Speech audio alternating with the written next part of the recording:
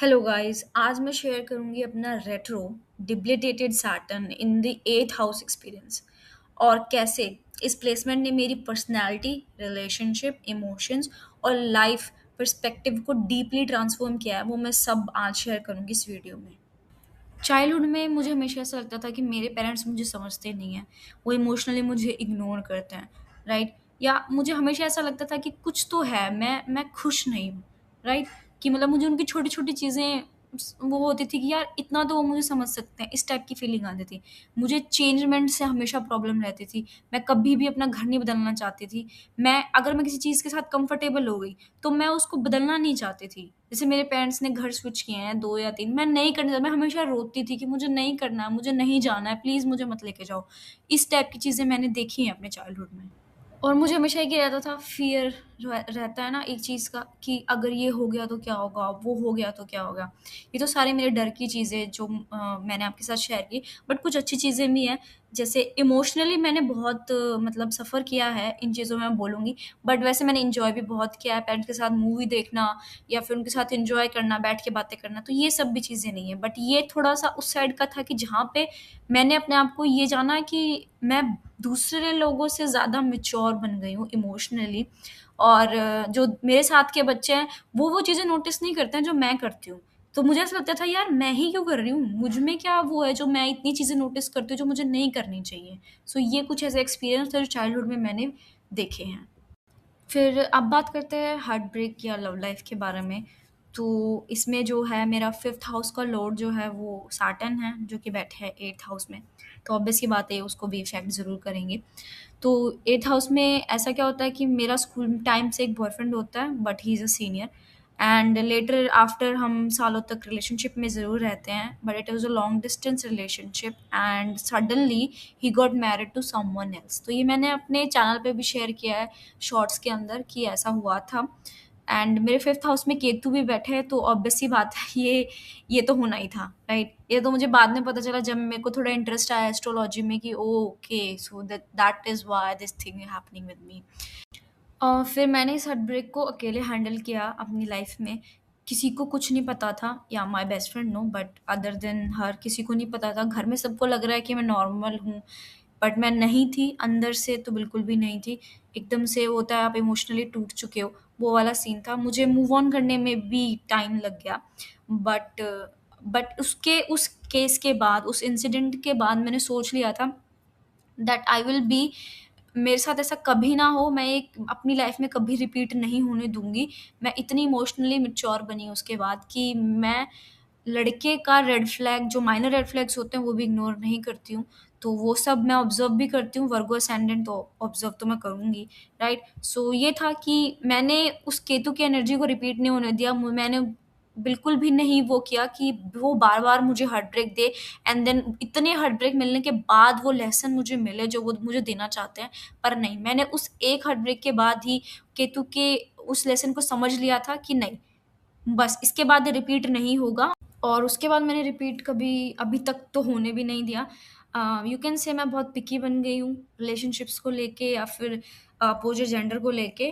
पर I just want a peaceful life, और जिसमें मेरे को कोई इमोशनली मतलब क्या कहते हैं, इमोशनली एडजस्ट ना करना पड़े किसी के साथ भी। अगर मैं किसी के साथ हूँ तो मैं इमोशनली खुश रहूँ, नहीं तो मुझे रहना ही नहीं है। मेरी इस टाइप की अभी थिंकिंग है। और मेबी मैंने इसको बड़ा प्रैक्टिकली हैंडल किया बिकॉज़ जो मेरा लगन लॉर्ड है mercury, the planet of intelligence, वो सेकंड हाउस से 8th हाउस को एक्सपेक्ट कर रहा है। अब बात करते हैं आइसोलेशन की। अब 8th हाउस कोई फिज़िकल आइसोलेशन तो नहीं होता है। यहाँ पे जो मैंने आइसोलेशन फेस किया है वो इंटरनल है। जैसे कि मैं बहुत अकेली हूँ लाइफ में, जैसे कोई है नहीं इस टाइप से कि कोई मुझे इमोशनली नहीं समझता है, मैं वैसा टाइप का। तो मैंने उस रोने-धोने वाले विक्टिम फेज़ से बाहर निकल के इस टाइम पे, आज के टाइम पे लाइफ में मैंने अपने उस इंटरनल आइसोलेशन को अपनी हैप्पीनेस बना लिया है। लाइक आई डोंट फ़ील कि मुझे किसी की ज़रूरत है खुश रहने के लिए। आप खुद से खुश रह सकते हैं। तो इससे ये चीज़ ने मुझे साइकोलॉजी भी बहुत स्ट्रॉन्ग बनाया है मेंटली। आइसोलेशन में मैं वैसे रही हूँ, अकेलेपन में ऐसी बात नहीं है। पेरेंट्स सुबह चले जाते हैं ऑफ़िस में और बाकी मैं घर पे फिर अकेली ही रहती हूँ। तो ऐसा नहीं है, अकेलापन मैंने देखा नहीं है। बिल्कुल अकेलापन मैं अभी तक देख ही रही हूँ वैसे, वर्क फ्रॉम होम जॉब करके घर पे अकेली ही रहती हूँ। सो ये भी है, but I am very, very happy. अपने मी टाइम में मैं बहुत खुश हूँ। मैं वो रोने-धोने वाली फ़ेज़ से बाहर आ चुकी हूँ कि मुझे अकेले नहीं रहना है। I need someone, no I don't want someone. मेरे को खुश करने के लिए मुझे कोई नहीं चाहिए। तो ये 8th हाउस का ट्रांसफ़ॉर्मेशन था जो मैंने अपने अंदर महसूस किया है कि पहले मैं एक बहुत ही मासूम रोने-धोने वाली लड़की थी, जिसको जिसको विक्टिम बनने का बहुत शौक था कि उसे कोई चाहिए खुश करने के लिए, उसे कोई चाहिए, मुझे कोई चाहिए कि कोई हो मेरी लाइफ़ में जिसको मेरी परवाह हो। अब मुझे कोई नहीं चाहिए, कोई नहीं चाहिए। अब मैं उस टाइप में आ गई हूँ कि now I can be happy on my own, मैं अकेली खुश रह सकती हूँ। तो ये मेरा एक सबसे अच्छा ट्रांसफ़ॉर्मेशन हुआ है इन लास्ट 2-3 सालों में। अब बात करते हैं स्पिरिचुअलिटी की, तो आई एम वेरी स्पिरिचुअल। ठीक है, there if there is no God no me वाला सीन है कि बिना उनके मैं रह ही नहीं सकती। क्योंकि उनकी वर्शिप से मुझे एक होप मिलती है लाइफ में, and that hope keeping me alive वाला सीन है। अभी तक वैसे लाइफ में जो मैंने चाहा है, जो मैंने सोचा है, वो मुझे नहीं मिला है, बट स्टिल मैं ना होने के बाद भी आई एम वर्शिपिंग, मैं पूजा करती हूँ। लाइफ की ग्रोथ का तो अभी तक अनसर्टेन है, पर स्पिरिचुअलिटी में मुझे काफ़ी ग्रोथ मिली है इन लास्ट 2-3 सालों में। काफ़ी अच्छा रहा है, इससे ज़्यादा तो मैं कुछ शेयर नहीं कर पाऊँगी, बट हाँ, स्पिरिचुअलिटी में मुझे ग्रोथ मिली है। ट्रांसफॉर्मेशन तो मैंने बहुत ऑब्जर्व किया है अपने अंदर। लाइक जो मैं मेंटली जो सोचती थी 3 साल पहले, वो मैं आज नहीं सोचती हूँ। और जो शायद मैं आज सोचती हूँ, जो मेरी मेंटालिटी आज है, वो शायद आने वाले 3 सालों में नहीं होगी। तो ये मैंने बहुत चेंज देखे हैं अपने अंदर। जो मैं पहले मानती थी उसको मैं आज नहीं मानती हूँ, और शायद जो मैं आज मान रही हूँ उसको मैं बाद में नहीं मानूंगी। तो ये ट्रांसफॉर्मेशन होते रहे हैं। इमोशनल ट्रांसफॉर्मेशन का मैंने आपको बता ही दिया कि पहले मुझे लगता था कि मुझे कोई चाहिए अपनी लाइफ में खुश रहने के लिए, अब मुझे लगता है कि मुझे किसी की ज़रूरत नहीं है। तो यस, इमोशनली हैवीनेस थी पहले, आज नहीं है। सो यस, होगा लाइफ में heaviness, but I think over time 8th house की एनर्जी थोड़ी शांत हो ही जाती है, राइट? एंड मेरी वैसे भी सैटर्न की महादशा स्टार्ट हो चुकी है। ये सेकंड ईयर कंप्लीट होने वाला है दशा का।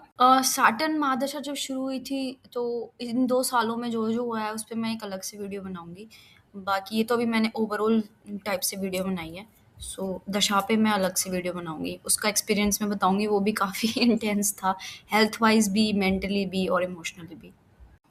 तो एंड इसमें करियर कन्फ्यूजन तो मैं आपको क्या ही बताऊँ, जिसमें सबसे ज़्यादा मैंने अपनी लाइफ में फेस किया स्ट्रगल देखा है, वो मेरा करियर ही है, टू बी ऑनेस्ट। मेरे 10th हाउस में मून है, और सैटर्न मेरे 10th हाउस पे अपना थर्ड एस्पेक्ट डाल रहे हैं। और जैसे एस्ट्रोलॉजर्स बोलते हैं कि जिस पे थर्ड एस्पेक्ट पड़ेगा, वहाँ पे सैटर्न बहुत ही ज़्यादा कार्मिक स्ट्रगल देता है, राइट? और बिल्कुल मुझे मिला है। मैं आज भी अपनी लाइफ में करियर में स्ट्रगल कर रही हूँ। मुझे नहीं पता, मुझे आज भी कन्फ्यूजन है कि मैं किस लाइन में जाऊँ। I have multiple options. Like moon is in Gemini, तो उसमें भी बोलते हैं कि मल्टीपल सोर्स ऑफ वो रहेगा। पर जैसे ही सैटर्न की दशा स्टार्ट हुई, उसके कुछ टाइम के बाद ही मुझे मेरी फर्स्ट जॉब मिल गई थी, जो ये वर्क फ्रॉम होम वाली थी। सो एंड सैटर्न मेरा अमात्य कारक भी है, तो मेरा प्रोफेशनल लॉर्ड भी है। So it's give me a job, right? And रही बात करियर की, तो मैं करियर में अभी स्ट्रगल ही कर रही हूँ, टू बी ऑनेस्ट।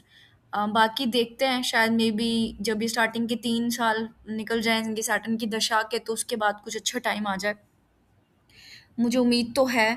एंड जिस एस्ट्रोलॉजर ने मेरा चार्ट देखा था, उसने भी मतलब थोड़ा पॉजिटिव ही बताया था, दैट सैटर्न एज योर माता कारक will give you things, but वही है कि स्ट्रगल और डिलेज तो होंगे ही होंगे। सो लेट्स सी, अभी देखते हैं क्या होता है क्या नहीं होता। बाकी करियर में तो मेरे पेरेंट्स मुझसे बहुत ज़्यादा डिसअपॉइंटेड हैं। उनको लगता था कि मैं एक अच्छी सी गवर्नमेंट जॉब लूँगी, क्योंकि मैं कॉलेज में, स्कूल में काफ़ी इंटेलिजेंट थी।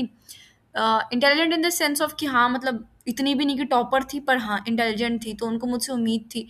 अब 5th हाउस में केतु बैठे हैं, तो मुझे बहुत ही ज़्यादा डी अटैचमेंट हुई गाइस। कि मतलब मैं गौ किसी भी चीज़ को चाहा ना, तो मुझे जब वो फेज स्टार्ट हुआ ना, तो मुझे उससे डी अटैचमेंट ही हो गई। पीएचडी करने की सोची, तब वो एकदम से फेज आया, तो वहाँ वहाँ से मेरा अटैचमेंट छूट गया। फिर मैंने सोचा टीचिंग का कर लेते हैं, वहाँ से मेरा अटैचमेंट छूट गया। ठीक है, अब मैंने अपना लक ट्राई करने की कोशिश की है यूट्यूब से, अब देखते हैं जब तक एनर्जी स्टे कर रही है, अब यहाँ से भी लगा, अगर डी अटैचमेंट हुआ तो फिर वो छूट जाएगा। तो मुझे नहीं पता क्या होगा क्या नहीं होगा आगे। I will keep you update, देखते हैं आगे करियर में क्या होता है। अभी तो सैटर्न की सेकंड दशा ही चल रही, सेकंड ईयर की खत्म होने वाली है वो। Let's see. तो इस वीडियो को मैं कंक्लूड करूंगी अभी। तो एट्थ हाउस में अगर आपको कोई प्लेनेट है और आपकी दशा लगी है जो भी है, तो ये आपको क्राइसिस तो देगा ही। सम आई डोंट नो कि पूरी लाइफ टाइम देगा या फिर एक बार देगा, जैसे मुझे मिला है कुछ सालों के लिए। तो वो तो होगा शायद। देखो, मेंटली आप बाउंस बैक कर सकते हो किसी भी सिचुएशन में। आप जिस तरीके से सोचोगे ना, उसी तरीके से आप उस सिचुएशन को हैंडल करोगे। तो मैंने अपनी थिंकिंग को चेंज किया है, मैंने अपनी ट्रांसफॉर्मेशन अपनी मेंटालिटी में लाया है। तो ये मेरा एक पॉजिटिव वो था जिसने मुझे सेव किया है हर क्राइसिस से, हर सिचुएशन से। ठीक है, वरना अगर आप मेरा चार्ट देखोगे तो बहुत हुआ है। फिफ्थ हाउस में केतु बैठा है, टेंथ हाउस में मून है जिसपे सैटर्न का थर्ड एस्पेक्ट पड़ रहा है। So it not easy, right.